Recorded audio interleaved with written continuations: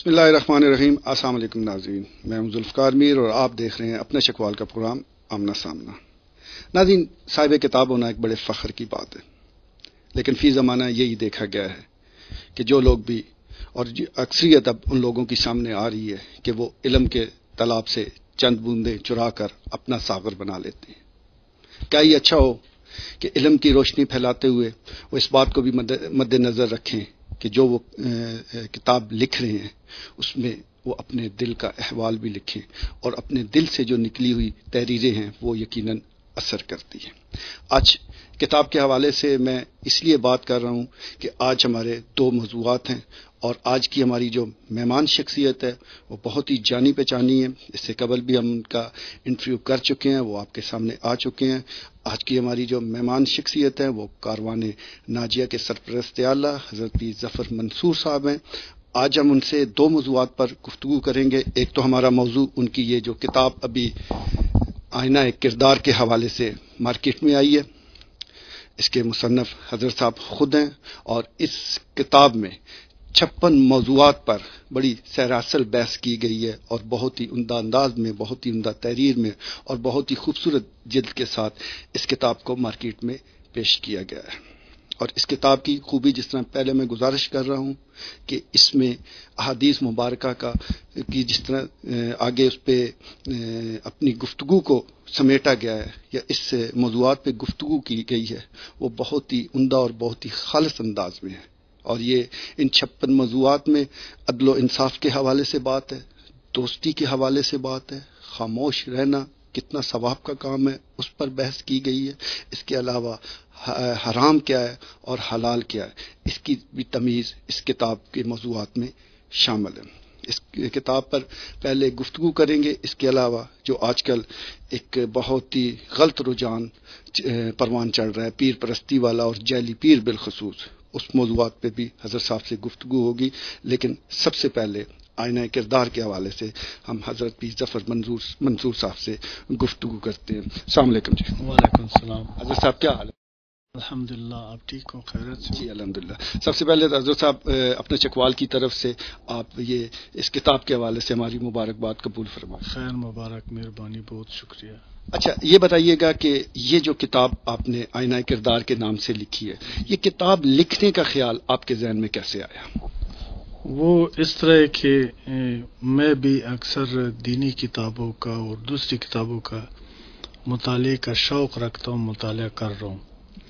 مجھے ایک چیز محسوس ہوا ہے کہ یہ علماء کرام نے، مشائخ نے اور دوسرے لوگوں نے بہت کوشش کی ہے، بہت اچھی کتابیں لکھی ہے، بہت بامقصد ہے، لیکن عالم کی بات عالم ہی سمجھتا ہے۔ کتابوں میں جو ہے نا وہ علم کی زیادہ جو ہے نا وہ علمی حساب سے لکھا گیا ہے۔ عام فہم میرا یہی خیال ہے کہ میں ایسے کتاب لکھوں کہ عالم، ان پڑھ اور سارا لوگوں کے لیے آسان ہو اور ہر آدمی سے فائدہ لے سکے۔ تو یہ میرے لیے اس لیے خیال آئے مجھے کہ زیادہ مشکل الفاظ نہ ہو، اس میں علم کی ظاہر ہونے سے علاوہ بالاتر جو ہے نا، تاکہ لوگوں کو آسانی ہو علم حاصل کرنے میں، اور آسانی کے ساتھ حق و باطل کا، نیکی اور بدی کا، حلال و حرام کا پہچان کر سکے سادہ الفاظ میں۔ تو اس لیے میں نے یہ سوچا ہے اور اس بنا پر میں نے یہ کتاب لکھی۔ اچھا، یہ بتائیے گا یہ آپ کی پہلی کاوش ہے یا اس سے پہلے بھی آپ کی کوئی تصانیف موجود ہیں؟ جی، یہ تو ویسے جو مجھے تھوڑا سا ٹائم ملا ہے، فالتو ٹائم، اس میں نے یہ کتاب لکھی ہے۔ باقی میرے فارسی اشعار ہے، پشتو ہے، دوسرا دینی مضامین ہے، تو یہ اس میں مصروف عمل ہوں۔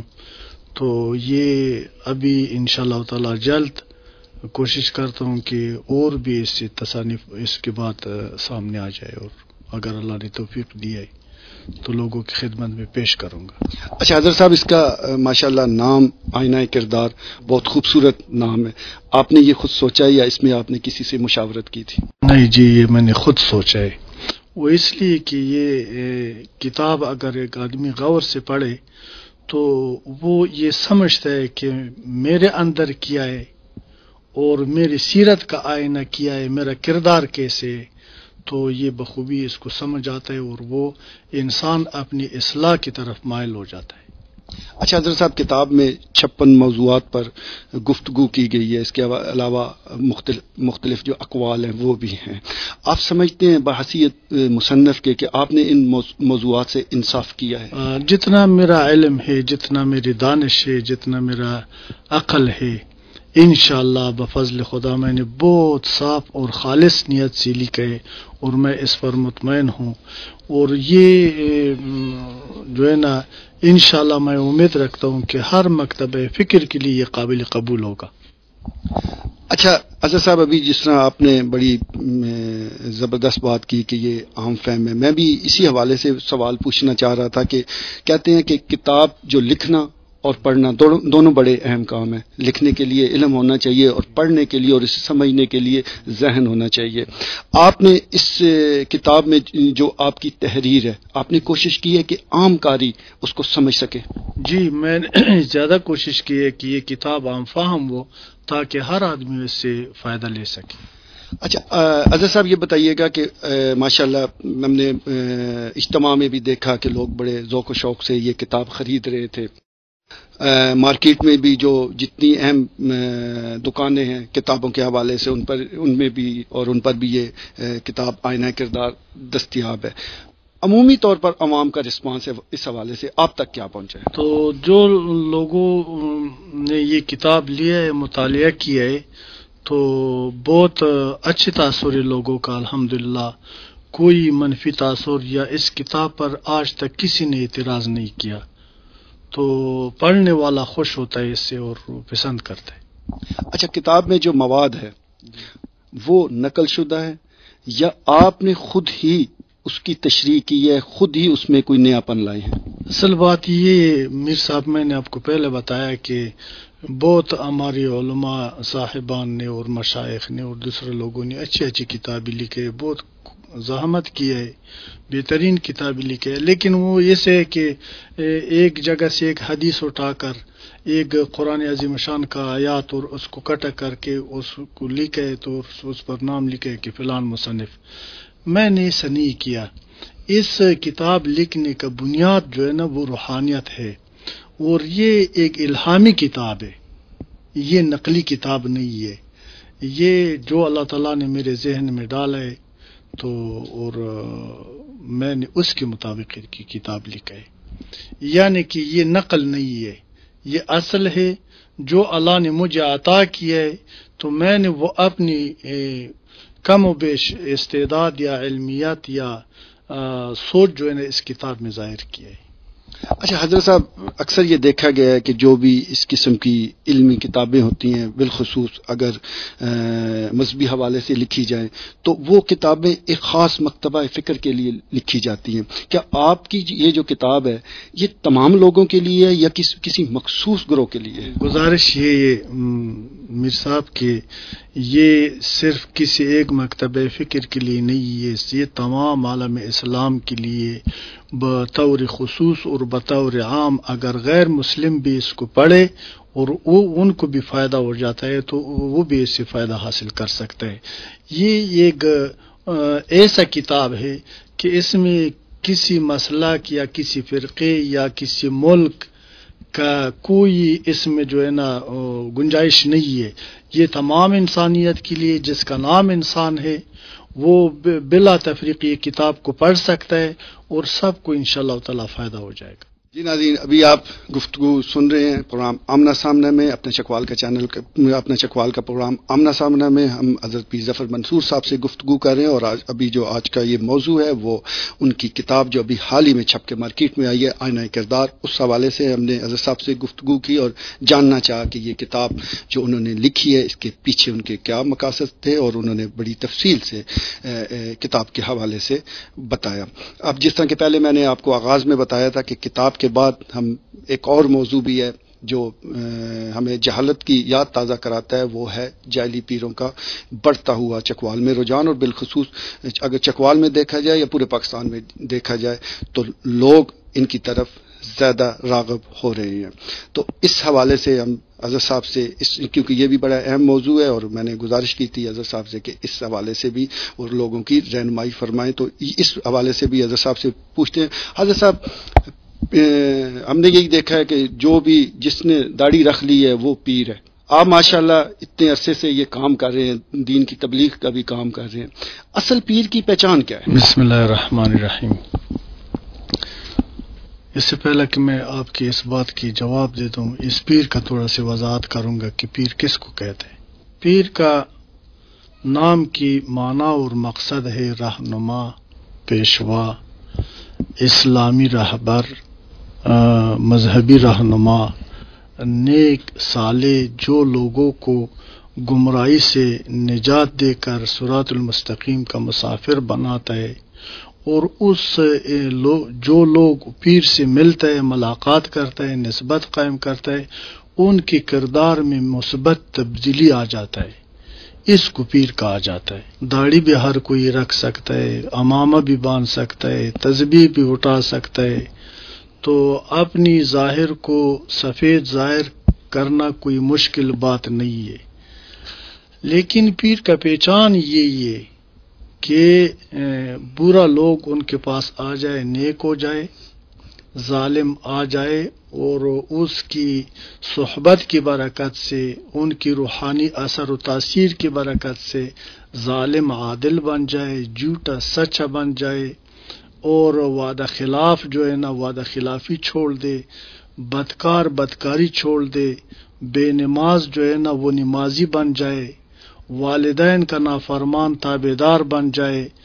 اصلی پیر کا پہچان یہی ہوتا ہے. اگر وہ جس لباس اور شکل صورت میں ہو، ہم اس کو پیر تسلیم کر سکتے ہیں. اچھا، ابھی کیونکہ روحانی علم کے ذریعے بھی بہت سے لوگ علاج کرتے ہیں، کیا یہ علاج درست ہے؟ آپ اس کو مانتے ہیں؟ اصل بات یہ ہے کہ قرآن عظیم الشان دنیا اور آخرت کے مشکل اور بیماریوں کے لیے شفا ہے اور نجات ہے. اور قرآن عظیم الشان میں بہت زیادہ اثر و تاثیر ہے. لیکن اس قرآن کے لیے زبان اہل قرآن کا ہونا چاہیے.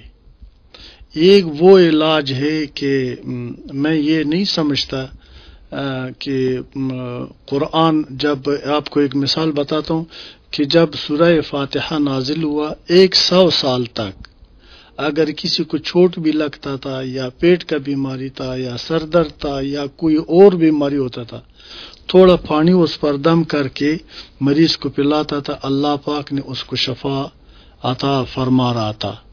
لیکن آج میں دیکھ رہا ہوں کہ ہم لوگ سارا قرآن الحمدللہ سے وناس تک پڑھتے ہیں، لیکن اس کا کوئی اثر و تاثیر نہیں ہوتا ہے.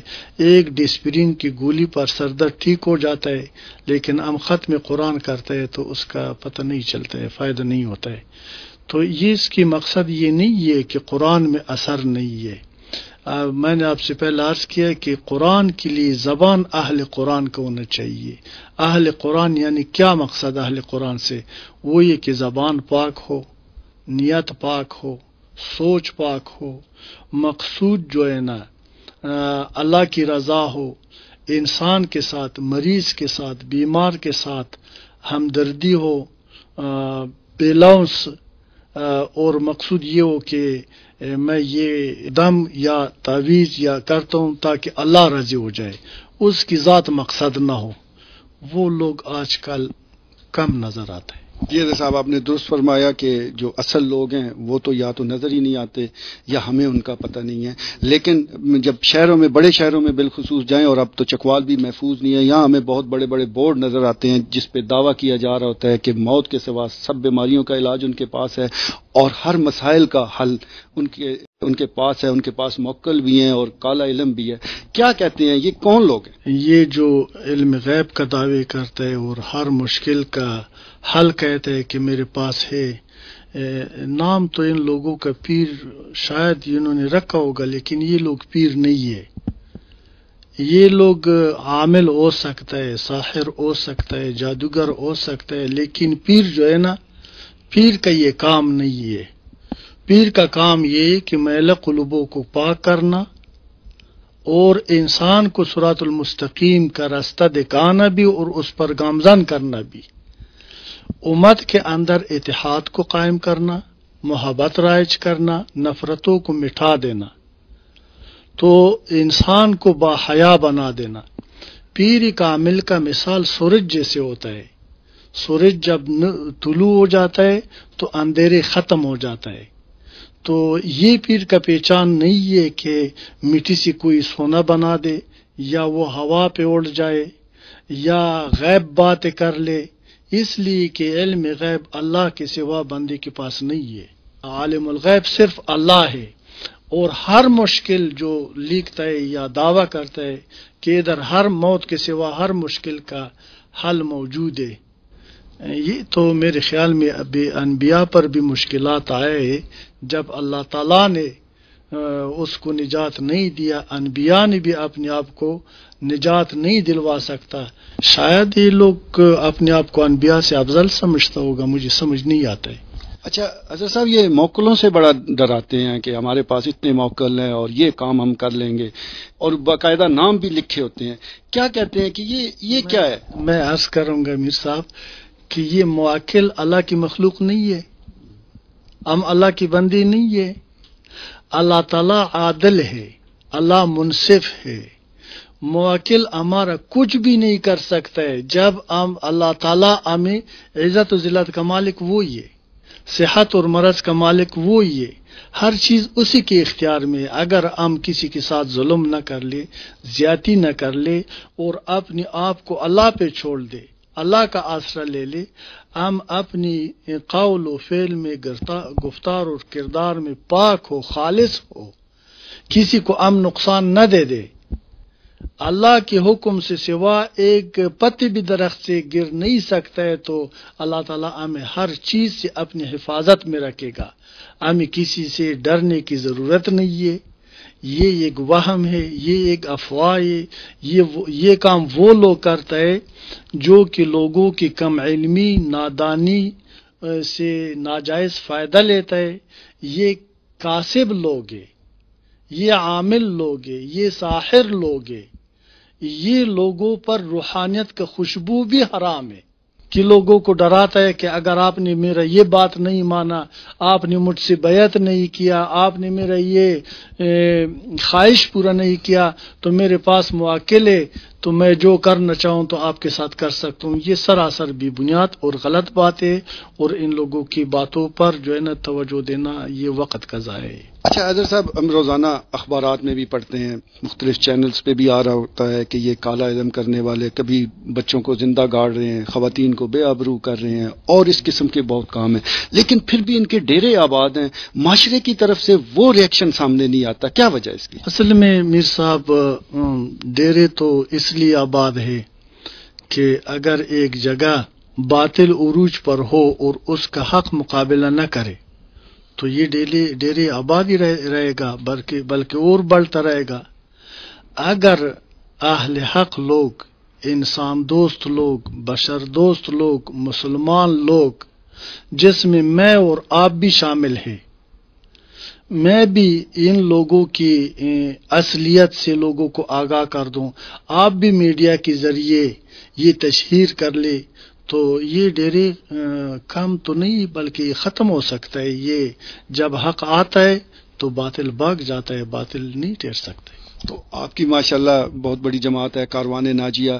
کیا آپ جو آپ کے پیروکار ہیں، آپ کو ماننے والے ہیں، آپ کے معتقد ہیں، آپ ان کو موبلائز کرتے ہیں، ان کو متحرک کرتے ہیں کہ ان جعلی پیروں کے سے دور رہیں اور لوگوں کو بھی دور رکھیں؟ اصل میں الحمدللہ میرا جو عقیدت مند ہے، یہ لوگوں نے ان لوگوں کو پہچانا ہے، اور یہ کبھی بھی اس کے جال میں نہیں آتا ہے، اور جو لوگ ان لوگوں کے جال میں پھنس ہے تو میری عقیدت مندوں کی تبلیغ کا یہ حصہ یہی ہے کہ ان لوگوں پر بھروسہ نہ کر لے، یہ لوگوں سے خوفزدہ نہ ہو جائے۔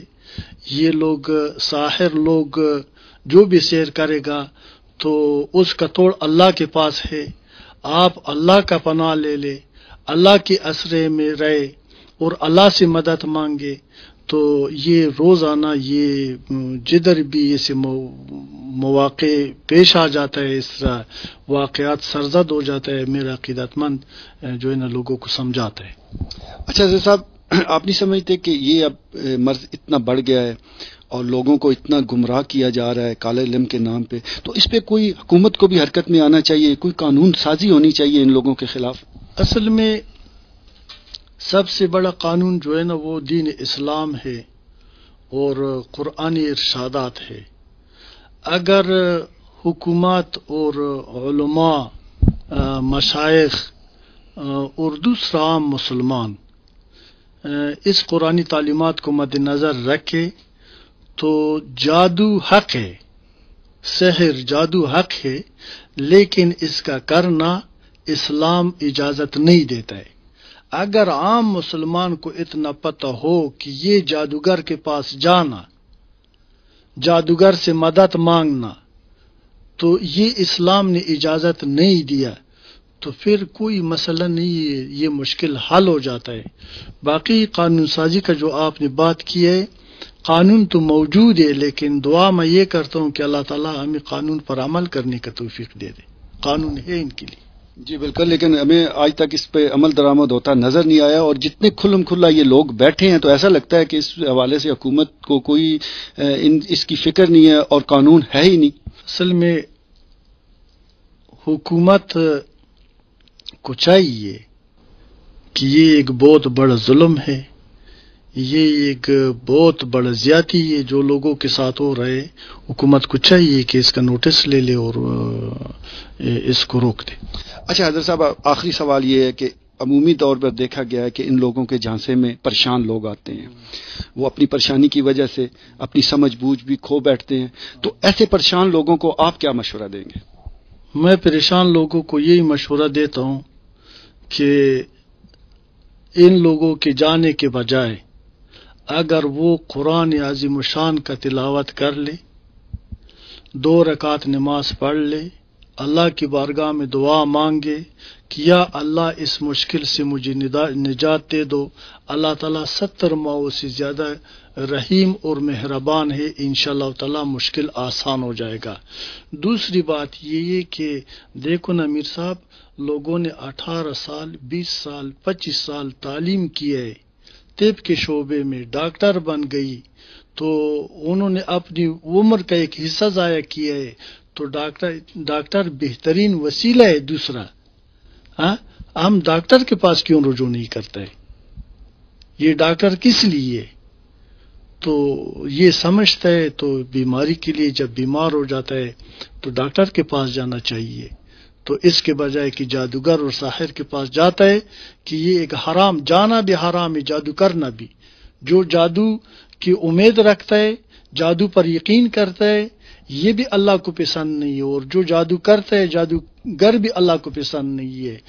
دونوں جو ہے نا یہ اللہ کی ناراضگی کا سبب بنتا ہے، یہ نہیں ہونا چاہیے۔ بہت شکریہ۔ جی ناظرین، ابھی آپ نے کاروان ناجیہ کے سرپرست اعلیٰ حضرت پیر ظفر منصور صاحب کی گفتگو سنی، انہوں نے اپنی کتاب کے حوالے سے بھی بتایا، اور اس کے بعد جو یہ پیر پرستی اور جعلی پیروں کا ایک گورکھ دھندا ہے اس حوالے سے بھی گفتگو کی۔ ناظرین، اگر ہم چکوال کی بات کریں تو یہاں بھی اب جو عامل حضرات ہیں ان کی تعداد بڑھ رہی ہے۔ ابھی ایک عامل کا ذکر تو آپ نے پچھلے دنوں اخبارات میں بھی پڑھا ہوگا کہ ایک صحافی نے اس کے بیٹے کو پاس کرانے کے لیے اس سے 30,000 روپے لے لیے۔